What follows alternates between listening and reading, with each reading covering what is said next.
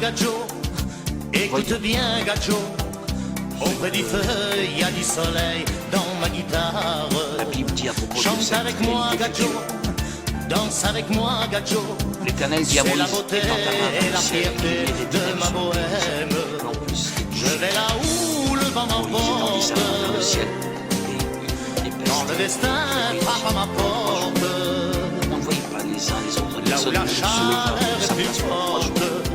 Mais il y J'ai avait le de la sang lumière dans les lieux chaud où des Romanos.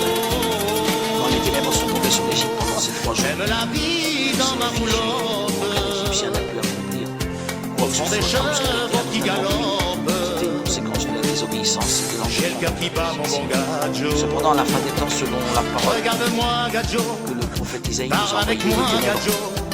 Je te dédie cette chanson à la seront encore plus intenses et tigane. durables.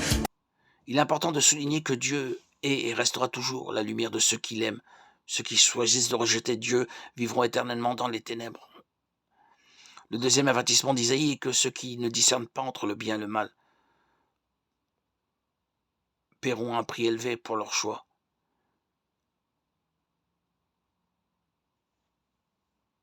Allons, chapitre 5 du livre d'Isaïe, où il nous avertit que ceux qui ne peuvent pas distinguer entre le bien et le mal et qui se considèrent sages à leurs propres yeux n'échapperont pas au jugement de Dieu.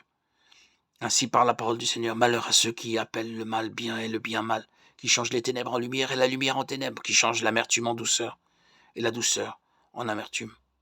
Malheur à ceux qui sont sages à leurs yeux et qui se croient intelligents. Bien souvent, lorsque nous pensons à la bataille spirituelle, nous imaginons des anges combattant contre des démons. Bien que cela puisse arriver, la plupart des batailles spirituelles se déroulent dans notre vie quotidienne.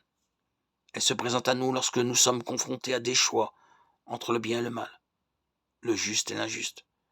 Et ces décisions peuvent avoir un impact significatif sur notre vie. C'est pourquoi Jésus a dit ce qui suit: entrez par la porte étroite, car large est la porte spacieuse et le chemin qui mène à la perdition. Et il y en a beaucoup qui entrent par là. Mais étroite est la porte resserrée, le chemin qui mène à la vie. Et il y en a peu qui les trouvent. C'est précisément cette lutte entre le bien et le mal que notre société a récemment affrontée.